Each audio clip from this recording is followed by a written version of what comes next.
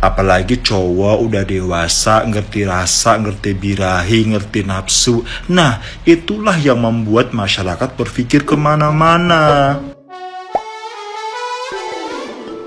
Sarwenda lapor polisi karena kelakuan netizen soal Bertrand Peto. Pernikahan Sarwenda dan Ruben Onsu jadi sorotan lagi nih, gara-gara komentar negatif dari seorang netizen di TikTok yang bilang kalau Bertrand Peto bakal gantiin Ruben. Melihat itu, Sarwenda nggak tinggal diem. Dia langsung ngancem bakal laporkan netizen itu ke pihak yang berwajib. Dia minta netizen itu jangan hapus akunnya dan siap dihadepin konsekuensi hukum. Sarwenda juga sempat luapin kekecewaannya abis dituduh punya kedekatan yang aneh sama Bertrand. Dia cerita gimana capeknya dia ngadepin situasi yang bikin bingung. Dia minta tolong ke publik untuk berhenti mikir negatif tentang dirinya dengan Bertrand. Gimana nih menurut kalian?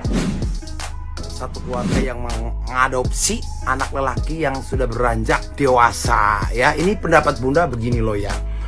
Mungkin si ibu ini atau keluarga ini sudah lama mendambakan seorang anak lelaki, ya gitu, karena kan memang anaknya kan cewek semua dua-duanya. Nah, begitu mendapatkan anak adopsi lelaki, mereka itu saking sayangnya, saking senangnya, saking happy-nya, jadi memberikan kasih sayang yang begitu luar biasa. Apalagi anak itu kan berbakat, iya kan gitu loh ya. Jadi menurut Bunda itu hanya meluapkan rasa kasih sayang gitu. Tapi memang ya pendapat Bunda juga memang itu agak berlebihan ya. Itu karena apa? Oke lah, waktu kecil lu menyayang sedemikian rupa, memberikan kasih sayang yang luar biasa kepada anak adopsi ini. Tapi sekarang ini kan anaknya udah beranjak dewasa, sudah mengerti lawan jenis lah, kasarnya kan begitu ya. Apalagi di Indonesia ini kan masih harus ada batasan-batasan ya gitu.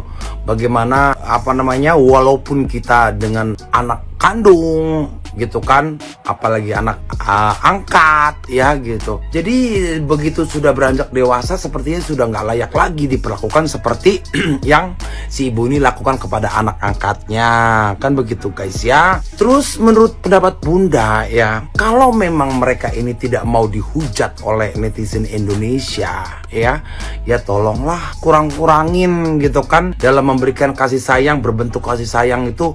Yang sudah beranjak dewasa itu harus bersikap seperti apa, karena ingat ya, banyak kejadian di Indonesia ini ya gitu loh, bukan hanya anak adopsi, malah anak kandung sendiri ya, ibu berpacaran lah, anggap ya begituan sama anak kandung sendiri lelaki, ya kan, ada itu loh ya, ada contohnya. Apalagi bapak ngegituin anaknya berkali-kali sampai hamil, sampai berapa punya anak ada. Nah, mungkin netizen Indonesia ini ya saking sayangnya kepada keluarga ini ya, jadi bukannya menghujat, hanya memberikan saran, sebetulnya nasihat ya kan. Jangan sampai terjadi sesuatu hal-hal yang tidak diinginkan, kan begitu dong. Daripada nanti apa namanya terlanjur kejadian, lebih baik mencegah sebelum ada kejadian, kan gitu ya. Memang kita maunya baik-baik aja, memang pure itu sayangnya seorang ibu kepada anaknya, juga sebaliknya. Cuman ya memang kan yang melihat kan orang lain, bukan mereka. Cobalah sebagai keluarga ini tonton kembali video-video yang dianggap menurut netizen Indonesia nggak layak, kan begitu guys. Memang kembali lagi hak mereka, tapi ya kalau memang itu keputusan mereka untuk tetap berkasih-kasihan, dalam arti kata memberikan kasih sayang kepada ibunya seperti itu atau sebaliknya ya, tapi resikonya hujatan netizen Indonesia ya seperti itu. Padahal niatnya baik netizen Indonesia, maksudnya jangan sampai terjadi hal-hal yang tidak diinginkan, kan begitu dong. Dan kita pun juga nggak tahu perasaan si suaminya ini seperti apa kalau melihat si ibu dan anak ini. Mereka memang kalau dilihat sih layaknya sepasang kekasih, kan begitu, bener gak guys? Ya, tapi insya Allah ya, janganlah ya sesuatu hal yang buruk sampai terjadi, kan gitu. Makanya lebih baik mencegah daripada mengobati, begitu guys. Betul apa betul? Coba komen. Begini loh bun, yang namanya anak angkat itu, apalagi cowok udah dewasa, tidak bisa seleluasa anak kandung ke emak bapaknya ya. Jelas sangat berbeda. Pasti akan ada perbedaan, namanya bukan benih cintanya, nggak brojol dari rahimnya tuh perempuan. Apalagi cowok udah dewasa, ngerti rasa, ngerti birahi, ngerti nafsu. Nah, itulah yang membuat masyarakat berpikir kemana-mana.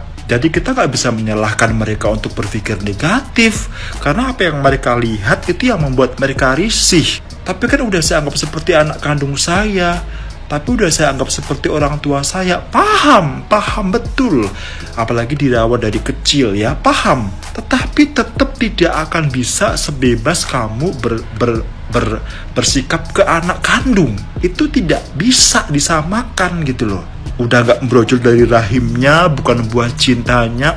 Jadi kan orang berpikirnya, kok sama anak angkat segitunya, kok sama anak angkat sampai begitu banget, apa emang gak risih, apa suami gak cemburu.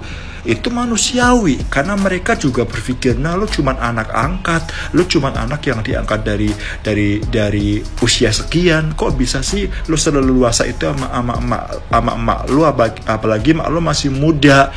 Yaitu kita gak bisa menyalahkan mereka. Nah, sebagai anak yang diangkat itulah yang harus bersikap dewasa, gitu loh.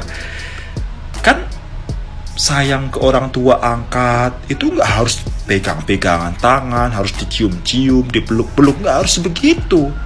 Mungkin ada masanya kita mencurahkan kasih sayang dengan orang tua angkat, tapi kan nggak harus gestur tubuhnya membuat orang jadi curiga. Paham ya bun? Dengan cara apa nih membuktikan bahwa kita sayang sama orang tua angkat? Dengan cara kita sukses, belajar yang rajin, sekolah yang fokus, jadi anak yang baik. Itu juga udah cukup.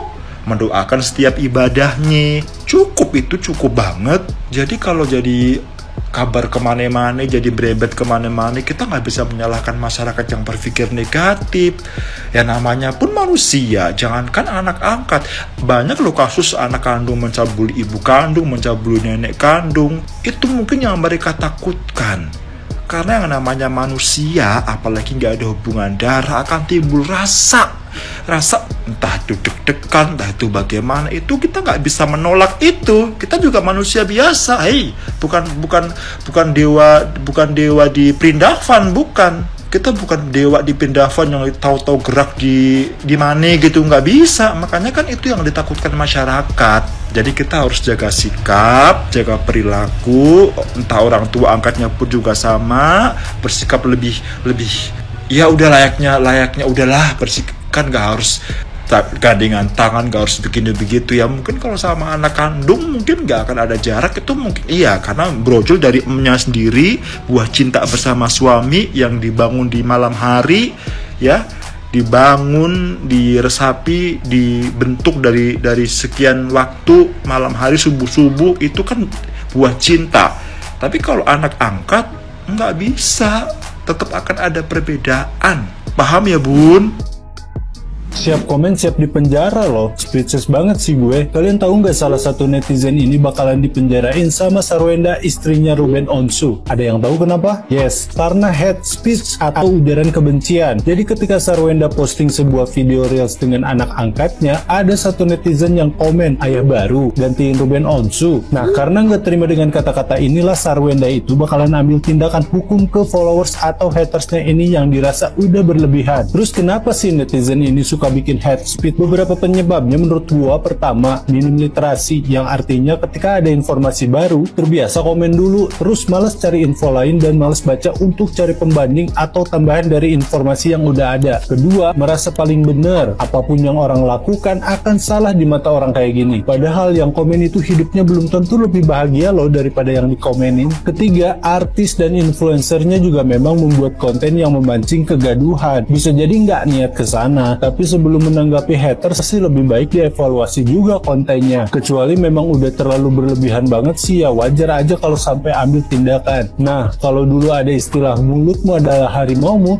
zaman sekarang itu jarimu yang harimaumu. Maksudnya di sini kalau kita mau komen atau berpendapat di sosmed, cari terus baca dulu dari berbagai sumber tentang info yang beredar. Salah-salah ntar masuk ke ranah hukum, ngeri cuy. Mana tahu kalau udah nambah wawasannya malah batal mau komen yang aneh-aneh kan. Nah sekarang gua mau tanya, gimana menurut kalian tentang masalah ini?